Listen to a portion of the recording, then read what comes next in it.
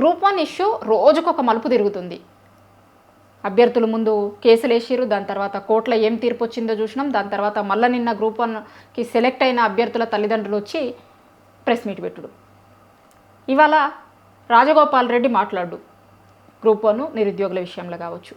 అసలు ఈ group 1 issue ఎందుకు ఇన్ని మలుపులు తిరుగుతుంది, ఏమనుకుంటున్నారు, కోర్టులో వచ్చినటువంటి తీర్పు ఏంది, దాని తర్వాత జరుగుతున్న పరిణామాలు ఏంది, చాలా ఇష్యూస్ని మనతో పాటు గ్రూప్ 1 రాసిన అభ్యర్థి, అట్లనే దాంట్లో జరిగిన అవకతవకల మీద కేసులు వేసినటువంటి దాంట్లో కూడా ఉన్నటువంటి సింధురెడ్డి ఉన్నారు. సింధురెడ్డి గారు నమస్తే. నమస్కారం అండి. అసలు ఏంది, ఎందుకు ఈ గ్రూప్ 1 ఇన్ని మలుపులు ఎందుకు తిరుగుతుంది, అసలు ఏమైంది, మీరు కేసులు వేసిర్రు, దాని తర్వాత నిన్న వాళ్ళ తల్లిదండ్రులు వచ్చి మాట్లాడిర్రు, ఎందుకని ఈ ఇష్యూ ఇన్ని మలుపులు తిరుగుతుంది? అసలు ఇష్యూ మలుపులు తిరగడానికి కారణం ఎవరంటే నేను ప్రభుత్వం అనే చెప్తానండి. ఎందుకు ప్రభుత్వాన్ని నేను అంటున్నానంటే, మేము అందరం నిరుద్యోగులం బిఫోర్ ఎలక్షన్స్ నుంచి మాకు ఈ సమస్య అనేది ఉంది.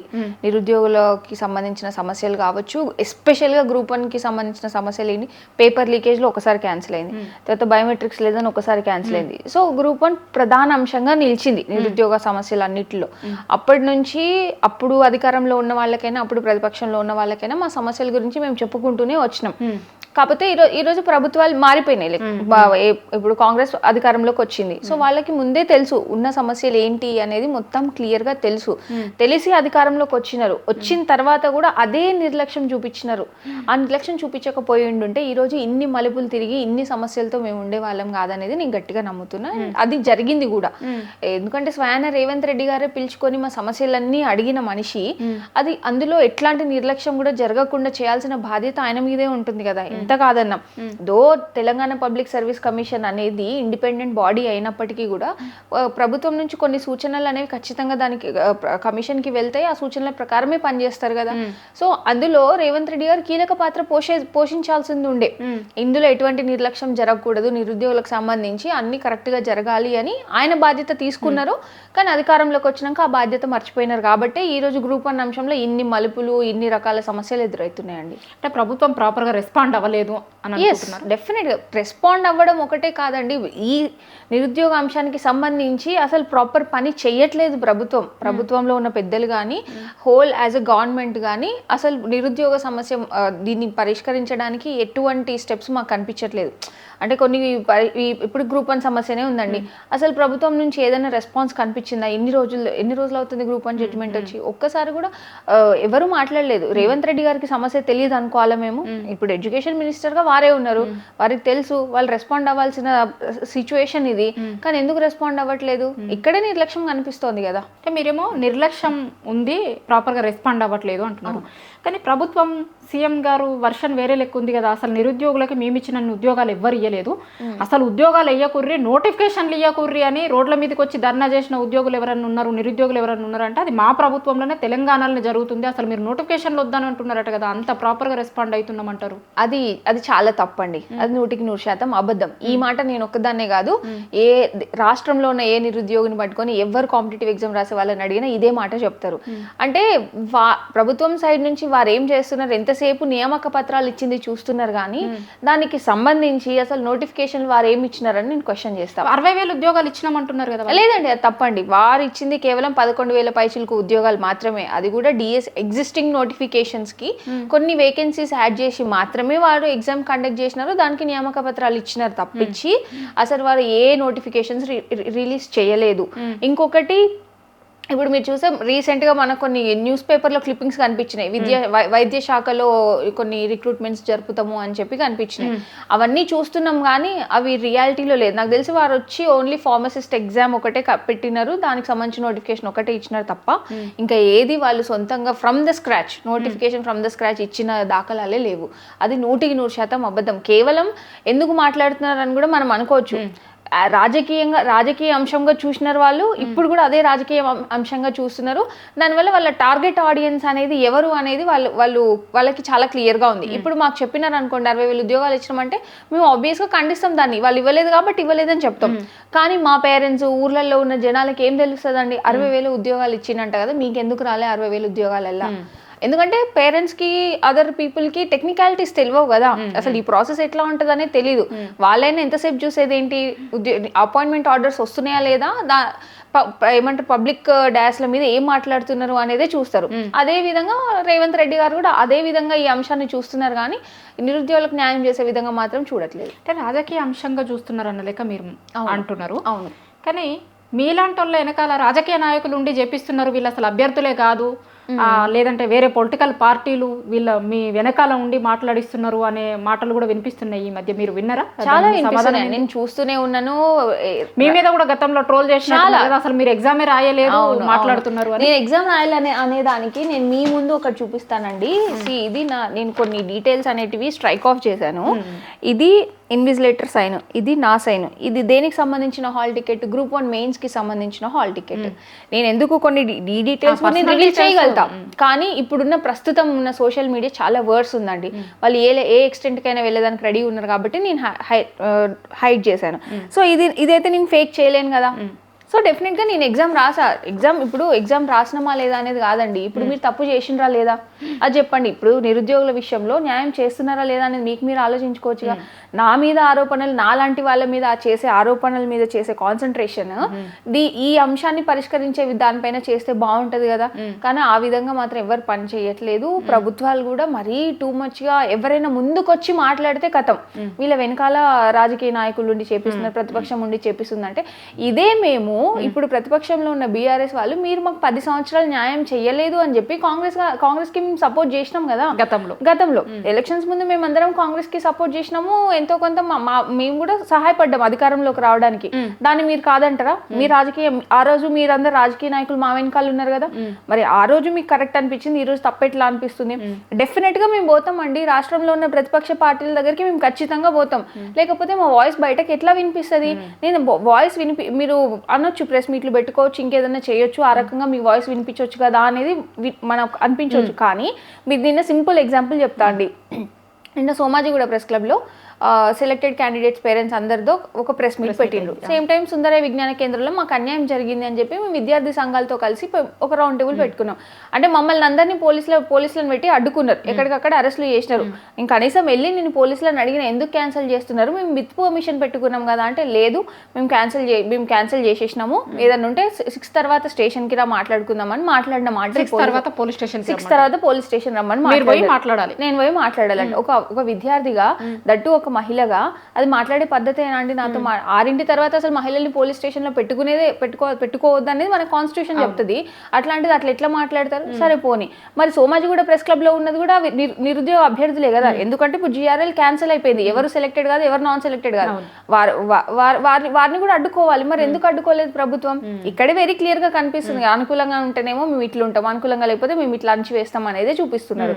సో ఇట్లా చూసినప్పుడు రాజకీయ నాయకులు ఉన్నారు అనే ఆరోపణ ఎందుకు చేయాల్సి వస్తుంది అని అంటే కేవలం డైవర్షన్ కోసం. ఇట్లా ముందుకు వచ్చే వాళ్ళందరినీ ఇట్లా రకరకాలుగా మాట్లాడి ఇబ్బందులు పెట్టి వాళ్ళని ఆపేస్తే మాట్లాడేవాడు ఉండడు. ఎందుకు అని అంటే అందరు ముందుకు వచ్చి మాట్లాడలేరు, వచ్చిన వాళ్ళని ఆపేస్తే ఇష్యూ అట్లే అయిపోతుంది. ఇంకొకటి మీరు గమనిస్తే అసలు న్యూస్ పేపర్స్ లో ఎక్కడ కూడా గ్రూప్ 1 అంశం అనేది రాలేదు. ఎందుకు రాలేదు? ఇప్పుడు రేవంత్ రెడ్డి గారే ప్రతిపక్షంలో ఉన్నప్పుడు మీరు పేపర్ లీకేజ్ చేసిరు, మీరు అమ్ముకున్నారు అని అన్ని ప్రధాన మీడియా ఛానల్స్ లో అన్నిట్లో వచ్చినప్పుడు ఈ రోజు ఎందుకు రావట్లేదు? ఇక్కడ కూడా అణచివేస్తున్నారు కదా. అసలు మెయిన్ స్ట్రీమ్ మీడియాలో మీరు ఎక్కడైనా నిరుద్యోగుల వాయిస్ వినిపించిందా మీకు? అట్లా వినిపించినప్పుడు మాకు ఆబ్వియస్గా ఇంకొక సోర్స్ ఏముంటుంది రాష్ట్రంలో? ఖచ్చితంగా మేము ప్రతిపక్షాల దగ్గరికి పోతాం. అది బీఆర్ఎస్ కావచ్చు, బీజేపీ కావచ్చు, ఎంఐఎం కావచ్చు, ఇంకేదైనా ఇతర పార్టీలు ఉన్నా కానీ మేము ఖచ్చితంగా పోతాం. పోయినంత మాత్రాన మా మీద రాజకీయ ముద్రలు వేస్తా అంటే మీ ఇష్టం, వేసుకోండి, దానివల్ల మాకేం నష్టం లేదు. వచ్చే నష్టం వల్ల మీకే. ఎందుకనంటే ఎవరు జెన్యూన్ కాదు అనేది ఖచ్చితంగా అందరు చూస్తున్నారు. ఇప్పుడు నేను హాల్ టికెట్ కూడా చూపించిన, నేను చదువుకుంటున్నా, ఖచ్చితంగా నన్ను చూస్తూ ఉంటారు కదా స్టూడెంట్స్, అందరికీ తెలుస్తుంది కదా. నాలాగా అందరూ ఎవ్వరికి ఇట్లా టైం పాస్ గా మీడియా ముందుకు వచ్చి మాట్లాడాల్సిన అవసరం లేదండి. కాకపోతే అందరు వచ్చి మాట్లాడేది ఎందుకు అని అంటే సరే వాయిస్ అనేది బయటకు వెళ్ళాలి. స్వయాన ముఖ్యమంత్రి ఉన్న రేవంత్ రెడ్డి గారే అన్ని అబద్ధాలు చెప్తున్నప్పుడు అవి అబద్ధం అని చెప్పాల్సిన బాధ్యత ఎవరిది? మాలాంటోళ్ళ మీదనే ఉంటది కదా. ప్రజలు మోసపోకూడదు కదా. ఆ ఉద్దేశంతో మేము వచ్చి మాట్లాడతాం. సో కాకపోతే వాళ్ళందరూ డైవర్షన్ చేయడం కోసం ఇదంతా బీఆర్ఎస్ వాళ్ళు చేపిస్తారు, బీజేపీ వాళ్ళు చేపిస్తారు అనేది ఇప్పుడు నేను అడుగుతానండి ఒక క్వశ్చన్, ఎంతసేపు ఉన్న బీఆర్ఎస్ వాళ్ళు చేపిస్తున్నారు అనేది అంటున్నారు కదా, మరి బీజేపీ వాళ్ళు కూడా చేయించి ఉండొచ్చు కదా, మరి వాళ్ళని ఎందుకు అనట్లేదు? జస్ట్ బికాస్ మీరు ఫేస్ చేయలేకపోతున్నారు నిరుద్యోగులు, మాకు ఏదైనా మాకు వచ్చే సపోర్ట్ని కూడా ఆపేయాలని చూస్తున్నారు, కానీ అది జరగదు. ఖచ్చితంగా మేము అందరినీ కలుపుకొనే పోతాం. అసలు మీకున్న ఇబ్బందులు ఏంది గ్రూప్ 1 విషయంలో? మీరు ఎందుకు కోర్టుకు పోవాల్సి వచ్చింది? అవకతవకలు జరిగినాయి, చాలా ఇష్యూస్ జరిగినాయి అంటున్నారు కదా, అసలు దేని మీద ఎందుకు కోర్టుకు పోయారు మీరు? ఏ ఇష్యూస్? ఫస్ట్ మేము గ్రూప్ 1 మీద కోర్టు మెట్లు ఎక్కాల్సి వచ్చిన అంశం ఏంటంటే జీవో 29 అండి. జీవో 29 వల్ల ఎస్సీ, ఎస్టీ, బీసీ, ఈడబ్ల్యూఎస్ వీళ్ళందరికీ నష్టం జరిగింది అనేది మేము ఆ రోజు నుంచి మేము అందరం చెప్తూనే వచ్చినాం. అది అనుకున్నట్టుగానే జరిగింది. సో అప్పటి నుంచి మేము కోర్టు మెట్లు ఎక్కినాం. కాకపోతే జీవో 29 విషయంలో మేము సక్సెస్ కాలేకపోయినాం. ఎందుకు అని అంటే మాకు కోర్టు ఏమని చెప్పిందంటే మీరు టైంకి రాలేదు, చాలా లేట్గా వచ్చారు కోర్టుకి, సో ఈ పాయింట్ ఆఫ్ టైంలో మేము ఎగ్జామ్ని ఏమీ చేయలేం కాబట్టి మేము డిస్మిస్ చేస్తున్నాం అన్నట్టు మేము సుప్రీంకోర్టు వరకు వెళ్ళినా మాకు అదే ఆన్సర్ వచ్చింది, అందరికీ తెలిసిందే. ఆ తర్వాత చూస్తే మెయిన్స్ ఎగ్జామ్ రాసే ముందు కూడా రోడ్ల మీద ప్రొటెస్ట్లు చేయాల్సిన పరిస్థితి, దేశంలో ఎక్కడైనా అట్లాంటి పరిస్థితి ఉంటుందా? ఎల్లుండి మెయిన్స్ ఎగ్జామ్ అన్నప్పుడు ఇవాళ మేము రోడ్డు మీద కొట్లాడిన పరిస్థితి అండి. దేశంలో ఎక్కడ కూడా నాకు తెలిసి అట్లాంటి పరిస్థితి ఉండే, అది కూడా గ్రూప్ 1 లాంటి ఎగ్జామ్కి. అందరూ ఏమనంటే వీళ్ళందరూ సీరియస్ క్యాండిడేట్స్ కాదు అని అంటే, లేదండి అందరూ సీరియస్ క్యాండిడేట్సే వస్తారు. ఏం అవసరం ఉంటుందండి, ఎగ్జామ్ పెట్టుకొని రావాల్సిన అవసరం ఉండదు కదా. సో ఆ రోజు నుంచి మేము హెచ్చరించినాం కానీ ప్రభుత్వం పట్టించుకోలేదు. మెయిన్గా ఇక్కడ జరిగినాయి మాకు కనిపించినాయి ఏంటంటే, మాకు ప్రిలిమ్స్ క్వాలిఫై అయిన లిస్ట్లో మా హాల్ టికెట్ నెంబర్స్ ఉన్నాయి, మాకు మెయిన్స్ హాల్ టికెట్స్ ఇష్యూ అయినాయి అని చెప్పేసి మేము మెయిన్ హాల్ టికెట్ తీసుకుందామని వెళ్ళి చూసా అక్కడ డిఫరెంట్ హాల్ టికెట్ నెంబర్ ఉంది. ప్రిలిమ్స్లో ఒక హాల్ టికెట్ నెంబర్ ఉంది, మెయిన్స్లో ఒక హాల్ టికెట్ నెంబర్ ఉంది. అది ఫస్ట్ టైం అండి, ఇప్పుడే కదా అట్లా జరిగింది. ప్రిలిమ్స్ కి మెయిన్స్ కి వేరు సర్టిఫికెట్ హాల్ టికెట్స్. సో ఇప్పుడు యూపీఎస్సీ చూసుకుంటే entire process prelims, mains, interview మూడింటికి ఒకటే హాల్ టికెట్ నెంబర్ ఉంటుంది. సో వాళ్ళకి రాని ఇబ్బందులు వీళ్ళకి ఎందుకు వచ్చాయి? ఇప్పుడు ఏమన్నా ఆ పాయింట్ మేము కోర్టులో ఆర్గ్యుమెంట్స్ టైంలో మెన్షన్ చేసినప్పుడు వారి సైడ్ నుంచి వచ్చిన రిప్లై ఏంటి అని అంటే, అది మా ప్రొసీజర్, మాకు కొంచెం అది కన్వీనియంట్గా ఉంటుంది కాబట్టి మేము అట్లా చూస్ చేసుకున్నాం అని చెప్పినారు. మరి యూపీఎస్సీలో అట్లాంటి ఇబ్బంది ఎందుకు జరగదు? యూపీఎస్సీ ఇంకా నేషన్ వైడ్ జరిగే ఎగ్జామ్ కదా, దానికి లేని ఇబ్బంది దీనికి ఎట్లా వస్తుంది? అండ్ ఇంకొకటి నేను యూపీఎస్సీ ఎందుకు కోట్ చేస్తున్నా అంటే, రేవంత్ రెడ్డి గారి ప్రభుత్వం వచ్చిన తర్వాత టీజీపీఎస్సీ ప్రక్షాళన చేయాలి, దాన్ని యూపీఎస్సీ స్టాండర్డ్స్లో మెయింటైన్ చేయాలన్న ఉద్దేశంతో ఇక్కడున్న ఆఫీసర్స్ని, టీజీపీఎస్సీకి సంబంధించిన ఆఫీసర్స్ అందరూ యూపీఎస్సీకి వెళ్ళినారు. అసలు వాళ్ళ స్టాండర్డ్స్ ఏంటి, ఎట్లా ఉన్నాయి, దాని ప్రకారంగా మనం చేయాలి అనే ఉద్దేశంతో పంపించారు కదా రేవంత్ రెడ్డి గారు. ఆఫీసర్స్ కూడా వెళ్ళారు. మరి ఏం చేశారు? వెళ్ళి యూపీఎస్సీకి వెళ్ళి మీరు ఏం చూసి వచ్చారు, ఏం ఇంప్లిమెంట్ చేశారు, మాకు ఆ స్టాండర్డ్స్ ఏవి, బేసిక్ థింగ్ అక్కడ మీరు ఇగ్నోర్ చేసినారు కదా. అది అట్లా చాలా ప్రొసీజరల్ ల్యాప్సెస్ ఉన్నాయి, ఎవాల్యుయేషన్ ల్యాప్సెస్ ఉన్నాయండి. ఈ ఎంటైర్ ప్రాసెస్ని మేము ఛాలెంజ్ చేసినాం కోర్టులో. ఇంకా డిఫరెంట్ ఏంటంటే, ఇప్పుడు కోటి ఉమెన్స్ కాలేజ్లో ఉమెన్స్ అందరినీ వేశారు. అదే కోటి ఉమెన్స్ కాలేజ్లో యూపీఎస్సీ ఎగ్జామ్ పెడితే మెన్ అండ్ ఉమెన్కి ఇద్దరికి సెంటర్ ఉంటుంది. టీజీపీఎస్సీలో మాత్రం ఎందుకు ఉండదు? టీజీపీఎస్సీలో మాత్రం ఎందుకు ఉమెన్ మాత్రమే వేశారు? దానికి టీజీపీఎస్సీ నుంచి వచ్చిన రిప్లై ఏంటంటే, మెన్కి కావాల్సిన సౌకర్యాలు అక్కడ ఉండవు కాబట్టే మేము ఉమెన్కి వేసినాము, మాకు అది కోటి ఉమెన్స్ కాలేజ్ వాళ్ళు చేశారు ఆ రిక్వెస్ట్ అన్నప్పుడు, వాళ్ళు లెటర్ ఫార్మాట్లోనో ఎట్లా రిక్వెస్ట్ చేసి ఉంటారు కదా, ఆ లెటర్ని ఎందుకు ప్రొడ్యూస్ చేయలేకపోయారు కోర్టులో? It's just oral explanation. నువ్వు లెటర్ ఫామ్లో చూపించాల్సి ఉండే, అప్పుడు అందరికీ నమ్మకం కలుగుతుండే. ఇప్పుడు మాకు ఎలా నమ్మకం ఉంటుంది చెప్పండి? ఇదొకటి. ఇంకా ఎవాల్యుయేషన్కి వచ్చేటప్పటికి మీరు ఎంటైర్ రిజల్ట్ చూస్తే తెలుగు మీడియం వాళ్ళు 9% సెలెక్ట్ అవుతారు 563లో, మిగిలిన 90% వాళ్ళందరూ ఇంగ్లీష్ మీడియం నుంచి వస్తారు. ఇక్కడ మీడియం డిస్క్రిమినేషన్ అనేది చాలా ఎక్కువగా అనిపించిందండి. ఇప్పుడు నార్మల్గా తెలంగాణలో కాంపిటేటివ్ ఎగ్జామ్ ఫీల్డ్లో చూస్తే like majority population Telugu medium వాళ్ళు ఉంటారు. ఎందుకు అని అంటే వాళ్ళు ఎక్కువ రూరల్ బ్యాక్గ్రౌండ్ నుంచి ఉన్నారు, వాళ్ళు ఎక్కువ కనిపించినారు. సో బేసిక్ లాజిక్ ప్రకారం చూసుకుంటే నీకు సెలెక్షన్ రేషియో వాళ్ళది ఎక్కువ ఉండాలి కదా. సరే ఎక్కువ లేకపోయినా అట్లీస్ట్ దగ్గరగా ఉండాలి. 90% ఎక్కడ, 9% ఎక్కడ, అట్లీస్ట్ దగ్గరగా ఉండాలి. అక్కడ లేదు అని అంటే అక్కడ క్లియర్ మనకి డిస్క్రిమినేషన్ కనిపించింది కదా, ఏదో తేడా జరిగిందనే డౌట్ వస్తుందా రాదా? ఎవరికైనా ఖచ్చితంగా వస్తుంది. కాబట్టి దాన్ని మేము క్వశ్చన్ చేసాం. ఎందుకు అని అంటే ఎవాల్యుయేటర్స్ని ఎట్లా సెలెక్ట్ చేసుకుంటారని చెప్పారంటే, ప్రొఫెసర్ లెవెల్ వాళ్ళని మేము ఎవాల్యుయేషన్కి సెలెక్ట్ చేసుకుంటామని చెప్పి టీజీపీఎస్సీ వాళ్ళు చెప్పిన మాటనే. సో దానికి అగెయిన్స్ట్గా డిగ్రీ లెక్చరర్స్ అందరూ ఒక నోటు కూడా వాళ్ళు రిలీజ్ చేసిన నోటు కూడా ఉంటుంది, డిగ్రీ లెక్చరర్స్ని మేము అపాయింట్ చేసుకున్నాం ఎవాల్యుయేషన్కి అని చెప్పారు. అంటే ఇది అగెయిన్స్ట్ యువర్ ఓన్ రెగ్యులేషన్ కదా. ఇప్పుడు ఈ రెగ్యులేషన్ అయితే కోర్టులో నిలబడుతుంది కదా, ఈ ఆర్గ్యుమెంట్ అయితే ఇది మీరే వయోలేట్ చేశారు అంటే ఇట్లా రకరకాల రెగ్యులేషన్స్ని వయోలేట్ చేస్తూ వచ్చారండి. ఇంకొకటి జెల్ పెన్ ఇష్యూ. అవునా, జెల్ పెన్ ఏంది? నిన్న మాట్లాడిన వీళ్ళ తల్లిదండ్రులు మాట్లాడిన దాంట్లో కూడా ఒకరు నేను అందరి తల్లిదండ్రులకి, మా తల్లిదండ్రులు ఎవరైనా వాళ్ళకి నేనేం చెప్తా అంటే, టీజీపీఎస్సీ హాల్ టికెట్లోనే మీ పిల్లలు ఉన్నారు కదా వాళ్ళ హాల్ టికెట్ ఒకసారి తీసి చూడండి, జెల్ పెన్ తో ఎగ్జామ్ రాస్తే ఇన్వాలిడ్ అవుతుంది అని చెప్పి క్లియర్ ఇన్స్ట్రక్షన్ ఉంది. Only black or blue ball pen అనేది ఉంటుంది, జెల్ పెన్ అనేది అగెయిన్స్ట్ రూల్. సో అట్లా రాసిన వాళ్ళ పేపర్స్ ఎవాల్యుయేషనే చేయకూడదు. కానీ అట్లా రాసిన నా ఫ్రెండ్స్ కి మార్క్స్ ఎట్లా వచ్చాయి మాకు తెలుస్తుంది కదా. ఇప్పుడు అందరికీ అందరు తెలియకపోవచ్చు, లైక్ నా చుట్టూ ఒక 10-20 మంది ఉండొచ్చు, వాళ్ళలో ఒకరు రాశారని చెప్తున్నాను కదా. సో మరి అది ఎట్లా ఎవాల్యుయేషన్ అయ్యింది? అది అగెయిన్స్ట్ వయలేషనే కదా. హాల్ టికెట్ లో ఉన్న ఇన్స్ట్రక్షన్ ని వయలేట్ చేసినప్పుడు అది ఎగ్జామ్ ఎట్లా వ్యాలిడ్ అవుతుంది చెప్పండి? దానివల్ల ఎందుకంటే యూపీఎస్సీలో అలౌడ్ చేస్తారు జెల్ పెన్ రాయడం, టీజీపీఎస్సీలో అలౌడ్ చేయరు. అక్కడ చేసినంత మాత్రం ఇక్కడ కాదు, నీకు ఇన్స్ట్రక్షన్స్ కదా ఫాలో అవ్వాల్సింది. అట్లా రకరకాల అంశాల వల్ల ఇప్పుడు మీరు చూస్తే ఇంకొకటి ఏం చెప్తా అంటే ఇది competitive exam and that to subjective exam. అంటే నాకు ఒక అంశం మీద నేను ఎట్లా ఆలోచిస్తున్నా అంశం గురించి, నేను ఎట్లా చూస్తా ఆ అంశాన్ని అనేది నేను రాయాలి. మీరు నేను ఒకలాగా రాయలేము కదా, యాజ్ ఇట్ ఈస్ మేము రాయలేము కదా. ఇప్పుడు అదే ఆబ్జెక్టివ్ అనుకోండి, మీరు నేను సేమ్ ఆన్సర్ పెట్టచ్చు, అవుట్ ఆఫ్ ఈక్వల్ మార్క్స్, అక్కడ ఈక్వల్ మార్క్స్ వచ్చే ఛాన్స్ ఉంటుంది ఆబ్జెక్టివ్లో, కానీ సబ్జెక్టివ్లో ఛాన్స్ ఉండదు కదా. అసలు పక్కన హాల్ టికెట్ నెంబర్లకి సేమ్ మార్క్స్ వస్తాయి, ఒక అంటే మధ్యలో ఒక హాల్ టికెట్ గ్యాప్ ఇచ్చి వాళ్ళకి సేమ్ మార్క్స్ వస్తాయి, ఎగ్జాక్ట్ అసలు డెసిమల్ చేంజ్ కూడా ఉండదు. అట్లా ఎట్లా వచ్చినాయి నాకు? అది ప్రొసీజరల్ ల్యాబ్సే కదా. ఐ మీన్ మనకు అర్థమైపోతుంది అక్కడ ఎవాల్యుయేషన్ ఎట్లా జరిగింది ఏంటి అనేది. ఇంకొకటి మీరు గమనిస్తే 2 మార్క్స్ వచ్చిన క్యాండిడేట్స్ కూడా ఉన్నారండి. ఇప్పుడు ప్రిలిమ్స్ 2,50,000 మంది పైచిలకు రాస్తే అందులో 30,000 మందిని సెలెక్ట్ చేసింది మెయిన్స్ కి 1:50 రేషియోలో 31,000 మందిని సెలెక్ట్ చేసినప్పుడు ప్రిలిమ్స్ క్వాలిఫై అయిన వాళ్ళకి మినిమం నాలెడ్జ్ ఉండదా అండి? ఓ 10 మార్కులు వచ్చే నాలెడ్జ్ అని ఉండదా? సరే పోనీ అది వాళ్ళు ఏం అటెంప్ట్ చేయలేదు అనుకుందాం, అయితే 0 మార్క్స్ అన్నా రావాలా? 2 మార్కులు ఎట్లా వస్తాయి? పేపర్కి 1 మార్కు చొప్పున వేసుకుంటా పోయినా 6 మార్కులన్నా రావాలి. అసలు 0 రాలేదు, 6 రాలేదు, అటు ఇటు కాకుండా 2 మార్కులు, అట్లా ఎట్లా వస్తాయి? మళ్ళీ ఆ క్యాండిడేట్ కి ఫుల్ అటెండెన్స్ ఉంటుంది. అది అక్కడే క్లియర్ గా కనిపిస్తుంది కదా ఎవాల్యుయేషన్ ప్రాబ్లం, చాలా అనుమానం. ఇవన్నీ ఏమైనాయి అంటే మాకు ఒకదాని తర్వాత ఒకటి అనుమానాలే కలిగించినాయి. ఇంకొక మేజర్ అనుమానం మాకు ఎక్కడ కనిపించింది, మేము హాల్ టికెట్ నెంబర్ ఎందుకు డిఫరెంట్ వద్దు అనేది మేము ఆర్గ్యూ చేసామంటే, మేము ఎగ్జామ్స్ అన్నీ అయిపోయినాయి, 21st నుంచి 27th వరకు ఎగ్జామ్స్ అయిపోయిన తర్వాత బయోమెట్రిక్స్ తీసుకున్నారు. ప్రతి ఎగ్జామ్కి బయోమెట్రిక్స్ తీసుకున్న తర్వాత ఒక వెబ్ నోట్ రిలీజ్ చేస్తుంది టీజీపీఎస్సీ. అందులో ఏంటంటే ఒక సర్టెన్ ఫిగర్ ఇచ్చింది, ఇంతమంది ఎగ్జామ్కి అటెండ్ అయినారు అని చెప్పి. మళ్ళీ అదే జనరల్ ర్యాంకింగ్ లిస్ట్ వచ్చిన తర్వాత ఒక సర్టెన్ ఫిగర్, ఆ ఫిగర్లో చేంజ్ ఉండకూడదు కదా. అవును, కానీ 10 మెంబర్స్ ఎక్స్ట్రా ఎట్లా వచ్చారు అంటే దానికి ఏం సమాధానం చెప్తారండి? టీజీపీఎస్సీ కావచ్చు లేకపోతే వేరే వాళ్ళు, దానికి ఏం సమాధానం లేదండి వాళ్ళ దగ్గర, దానికి ఏం సమాధానం చెప్పలేదు వాళ్ళు. సో అక్కడ మాకు క్లారిటీగా మాకంటూ ఎందుకంటే ఖచ్చితమైన డౌట్ ఉంటుంది, ఏంటి హాల్ టికెట్ నెంబర్స్ డిఫరెంట్ ఉన్నాయి, ఇక్కడున్న ఫిగర్ చేంజ్ ఉంది అంటే వీళ్ళు యాడ్ చేశారా? ఇంకా బలపడ్డాయి మీ అనుమానం? ఆబ్వియస్ గా బలం ఉంటాయి కదా, మాకు ఇంకా ఎక్కువ ఆలోచిస్తాం, అరే ఏం జరగకపోతే ఇట్లా ఎందుకు అవుతుంది అని. మెల్లమెల్లగా మేము అన్ని వెతుక్కుంటూ పోవడంలో మాకు కొన్ని ఎవిడెన్సెస్ దొరికినాయి. ఇంకొక పర్సన్కి సంబంధించి మార్క్స్ వచ్చినాయి. ఆ మార్క్స్ వచ్చిన తర్వాత రీకౌంటింగ్ అనే ఆప్షన్ ఉండింది.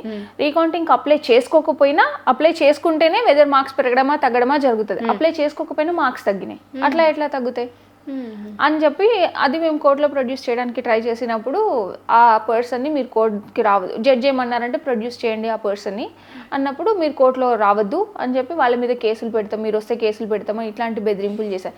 ఇవన్నీ ఎందుకు చేశారు మరి? ప్రభుత్వం తరపున ఉన్న వాళ్ళందరూ ఇవన్నీ ఎందుకు చేశారు? ట్రాన్స్పరెన్సీ మెయింటైన్ చేశారు కదా, ఇవన్నీ చేయాల్సిన అవసరం లేదు కదా. ఇంకొక మేజర్ థింగ్ నేనేమంటా అంటే, ఇప్పుడు సెకండ్ టైం ప్రిలిమ్స్ మేము రాసినప్పుడు బయోమెట్రిక్స్ లేదు అని చెప్పి ఆ అంశం మీద హైకోర్టు ఎగ్జామ్ క్యాన్సిల్ చేసింది. అది హైకోర్టులో దాన్ని ప్రోయాక్టివ్గా డీల్ చేసిన వ్యక్తి ఎవరు? బల్మూర్ వెంకట్ గారు. ఆయన ముందుండి ఒక వ్యక్తిని తీసుకొని పోయి కోర్టులో కేసు వేయించి దాన్ని బలంగా ఆర్గ్యుమెంట్స్ వినిపించి క్యాన్సిల్ చేయించినారు. ఆ రోజు తప్పు జరిగిందని అంత బలంగా కాంగ్రెస్ నాయకులు ఉన్నారు కదా, మరి ఇవాళ ఎందుకు లేరు? ఇవాళ కూడా తప్పులు జరిగినాయని కోర్టు చెప్తోంది కదా, మరి ఇవాళ కూడా అంతే బలంగా మా కోసం ఫైట్ చేయాలి కదా. మాకు కనీసం అదే తప్పు జరిగిందని ఒప్పుకొని వీళ్ళకి ఎట్లా చేస్తే న్యాయం అవుతుంది అన్న దిశగా ఆలోచించాలి కదా. సో మాకు ఇవన్నీ చూస్తూ ఉంటే మాకు ఒకదాని తర్వాత ఒకటి అనుమానాలు చాలా బలపడ్డాయి. దాని నుంచే మేము ఆర్గ్యుమెంట్స్ ఇచ్చినాము, దాని ప్రకారంగానే మాకు జడ్జిమెంట్ వచ్చింది. అంటే మీరు ఫైనల్గా నిన్న వీళ్ళ తల్లిదండ్రులు సెలెక్ట్ అయిన వాళ్ళ తల్లిదండ్రుల వాదన కూడా విని ఉంటారు. అవును, వాళ్ళు మాకు అన్యాయం జరుగుతుంది ఇప్పుడు ఇట్లా చేస్తే అనేది వాళ్ళు చెప్తున్నారు, మాకు అన్యాయం జరుగుతుంది ఇప్పుడున్న ప్రొసీజర్ ప్రకారం పోతే అనేది మీరు మాట్లాడుతున్నారు. అసలు ఏం చెప్పదలుచుకున్నారు మీరు ప్రభుత్వానికి? దీనికి అసలు సొల్యూషన్ దొరుకుతుంది అనిపిస్తుందా మీకేమన్నా? దీనికి సొల్యూషన్ దొరకాలని మేము కోరుకుంటున్నామండి. ఇప్పుడు కరెక్ట్గా కూర్చొని ఆలోచించి అందరితో కూర్చొని ఇటు స్టూడెంట్స్ని పిలుచుకొని మమ్మల్ని పిలుచుకొని వాళ్ళని ఎవరినైనా స్టూడెంట్స్ని పిలుచుకొని మాట్లాడి అసలు మీకు కావాల్సింది ఏంది, మీకు ఎట్లా చేస్తే మీరు నమ్ముతారు మమ్మల్ని అనేది అడగాలి. ఎందుకంటే మాకు నమ్మకం పోయింది కదా, ఆ నమ్మకాన్ని నమ్మకం కలిగేలా చేయాల్సింది ప్రభుత్వం బాధ్యతనే. కానీ ఆ స్టెప్స్ అయితే మాకేం కనిపించట్లేదు. అండ్ ఇంకొకటి చెప్తాను, నిన్న ప్రెస్ మీట్ పెట్టారు, వాళ్ళందరినీ ఎవరిని మేము తప్పు పట్టట్లేదండి. జెన్యున్గా రాసుకొని వచ్చిన వాళ్ళు ఉన్నారు, లేదని మేము అనట్లేదు. వాళ్ళ కష్టానికి కూడా మేము రెస్పెక్ట్ ఇస్తాం. అట్లని వాళ్ళు ప్రశ్నించాల్సింది ప్రభుత్వాన్ని, తెలంగాణ పబ్లిక్ సర్వీస్ కమిషన్ని. అది జరగలేదు. ఏంటంటే ఇప్పుడు వాళ్ళు ఈ తప్పులను ఒప్పుకుంటున్నారా? అసలు కోర్టులో జరిగిన వాదనలు దేని మీద? 3 కోట్ల కుంభకోణం మీద కాదు కదా జరిగింది ప్రాసెస్ మీద. ఆ ప్రాసెస్ గురించి కదా మనం మాట్లాడాల్సింది. ఇక్కడ అల్టిమేట్ గా అన్యాయానికి గురైంది మనం, అన్యాయం చేసింది ప్రభుత్వాలు. సో ప్రభుత్వాలని దీని మీద ప్రశ్నించాలి మనం. వాళ్ళు ఎందుకు ప్రశ్నించట్లేదు అనేది నాకు అర్థం కాలేదు. బట్ ఇట్స్ ఓకే, ఎవరికి ఎట్లాంటి ఒపీనియన్ ఉందో వాళ్ళు ఎక్స్ప్రెస్ చేస్తారు. ఇంకొకటి వాళ్ళు ఏమంటారు అని అంటే లైక్ మేము కష్టపడి వచ్చినాము, మాకు ఇంత కష్టం ఉంది అంటే, సేమ్ అదే ఆపోజిట్ దాంట్లో కూడా ఉన్నారు. అంతే కష్టంలో ఉన్న వాళ్ళు ఉన్నారు. కొన్ని రీజన్స్ వల్ల వాళ్ళు మీ సెలెక్టెడ్ క్యాండిడేట్స్ లిస్ట్లో లేకపోయి ఉండొచ్చు, కానీ వాళ్ళు కూడా అంతే కష్టం పడ్డారు. వాళ్ళ ఫ్యామిలీ పరిస్థితులు కూడా అంతే ఉన్నాయి. సో నేనేమన్నా అందరం కలెక్టివ్గా ప్రభుత్వాన్ని ప్రశ్నిద్దాం. ప్రభుత్వం ఎంక్వైరీ చేయాలి. ప్రభుత్వం చేసింది కదా మిస్టేక్, మనం ప్రభుత్వానికి ఎగెయిన్స్ట్గా కదా మాట్లాడాల్సింది.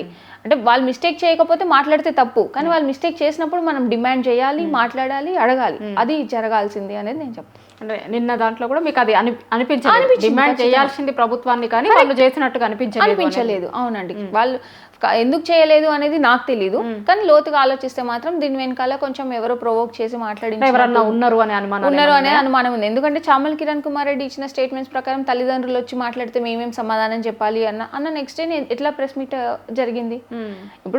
ఇప్పుడు మేము ప్రభుత్వాన్ని నేను అడుగుతా అండి, మాకు కూడా నష్టం జరిగింది కదా, మా పేరెంట్స్ అందరినీ తీసుకొచ్చి మేము పెట్టమంటారా ప్రెస్ మీట్? మరి దానికి మీరు ఒప్పుకుంటారా? వాళ్ళు 563 మంది కావచ్చు, మేము 1000 మంది ఉన్నాం, మా పేరెంట్స్ అందరిని తీసుకొచ్చి పెడితే మీరు ఒప్పుకుంటారా అనేది నా క్వశ్చన్. ఫైనల్గా ఏం చెప్తారు మీరు? ప్రభుత్వాన్ని ఏం డిమాండ్ చేస్తారు? ప్రభుత్వాన్ని నేను డిమాండ్ చేసేది ఒక్కటే అండి, ఇప్పుడు మీరు సకాలంలో కరెక్ట్గా స్పందించి ఉండుంటే పరిస్థితి వాళ్ళు ఇంత దాకా వచ్చేది కాదు. ఇంకో చిన్న ఎగ్జాంపుల్ ఏం చెప్తా అంటే, ఇప్పుడు మేము కోర్టు మెట్లు ఎక్కినప్పుడు మాకు స్టే ఇవ్వండి అని అడిగినాం. ఆ స్టేని అడ్డుకుంది ప్రభుత్వం తరపున లాయర్. ఆ రోజు అడ్డుకోకపోయి ఉంటే ఈ రోజు నిన్న ఆ ప్రెస్ మీట్ పెట్టాల్సిన పరిస్థితి వచ్చేది కాదు, మేము ఇట్లా మాట్లాడాల్సిన పరిస్థితి వచ్చేది కాదు. ఏదో తేలిన తర్వాత దాని ప్రకారం వెళ్ళిపోతే అయిపోయేది, కానీ అట్లా జరగలేదు. సో ఇది అల్టిమేట్గా ప్రభుత్వం తప్పు. మీరు ఎందుకు స్పందించట్లేదు ప్రాపర్గా? ఇప్పటికీ కూడా ఎందుకు డిలే చేస్తున్నారు? ఇప్పుడు కోర్ట్ ఏం ఎక్కువ టైం ఇవ్వలేదండి, 8 months టైమే ఇచ్చింది. ఈ లోపల మెయిన్స్ అన్న పెట్టాలి, రీఎవాల్యుయేషన్ అన్న చేయాలి. మీరు ఇంకా డివిజనల్ బెంచ్కి వెళ్తాము, సుప్రీంకోర్టుకి వెళ్తాం అంటే ఇందులోనే కాలయాపన చేయాలని చూస్తుందా ప్రభుత్వం? మాకైతే అట్లాగే కనిపిస్తుంది. ఎందుకు అనంటే డివిజన్ బెంచ్లో ఆర్గ్యుమెంట్స్ అవ్వడానికి 1 month, సుప్రీంకోర్టులో అవ్వడానికి ఇంకెన్ని నెలలు పడుతుంది అనేది మన చేతుల్లో లేని అంశం. సో దాన్ని అట్లా టైం వేస్ట్ చేసి లాస్ట్కి వచ్చి మళ్ళీ రీ ఎగ్జామ్ పెడతాము అంటే ఈ 8 months మళ్ళీ ప్లస్ తర్వాత ఎంత టైం పడుతుందో ఇదంతా ప్రొసీజరల్ డిలే, అంటే చాలా డిలే అయిపోతుంది. ఇక్కడ మా ప్రొడక్టివ్ ఏజ్ అంతా పోతుంది కదా, అది ఎవరైనా కావచ్చు, అందరు ప్రొడక్టివ్ ఏజ్ అనేది పోతుంది. సరే పోనీ మేము ప్రభుత్వాన్ని ఏం డిమాండ్ చేయకుండా నెక్స్ట్ నోటిఫికేషన్కి ప్రిపేర్ అవుదామా అంటే మాకు ఆ ఆపర్చునిటీ కూడా లేదు. మరి ఆ ఆపర్చునిటీ కల్పించవచ్చు కదా ప్రభుత్వం. ఒక జాబ్ క్యాలెండర్, చట్టబద్ధమైన జాబ్ క్యాలెండర్ ఇచ్చి ఉండుంటే, సరే ఈ నోటిఫికేషన్ పోయింది లేరా బాబు, నెక్స్ట్ దన్నా చదువుకుందాం, నెక్స్ట్ అటెంప్ట్లో అయినా మంచి కొడదామని మేము ఇటు టైం వేస్ట్ చేయకుండా అటు ఫోకస్డ్గా ఉంటుండే. మాకు ఆ ఆప్షన్ కూడా లేదు కదా. అప్పుడు ఏం చేయాలి? మేము ఖచ్చితంగా అన్యాయాన్ని ఫైట్ చేయాల్సి ఉంటుంది. అండ్ ఇప్పుడు ఈ నోటిఫికేషన్లో తప్పులు జరిగినాయి, మళ్ళీ నెక్స్ట్ నోటిఫికేషన్లో తప్పులు జరగవని గ్యారంటీ ఏంటి? ఆ తప్పులన్నీ రెక్టిఫై చేయాల్సిన బాధ్యత కమిషన్కి అండ్ ప్రభుత్వానికి ఉంటుంది కదా. సో అవి ఎట్లా రెక్టిఫై చేయాలి అనే దానిపైన వాళ్ళు ఫోకస్ చేస్తే అట్లీస్ట్ ఒక క్వాలిటీగా ఒక ఎగ్జామ్ కండక్ట్ చేయగలుగుతారు. కానీ అట్లా చేయకుండా టైం వేస్ట్ వేలో వెళ్తున్నారు. కాబట్టి నేను ప్రభుత్వాన్ని ఒకటే కోరుతాను, ఇవంతా టైం వేస్ట్ వ్యవహారాలు చేయకుండా అసలు ఎక్కువ మందికి ఏం చేస్తే న్యాయం జరుగుతుంది అనేది ఆలోచించి న్యాయం చేయమని నేను అభ్యర్థిస్తాను. థ్యాంక్ యూ అండి.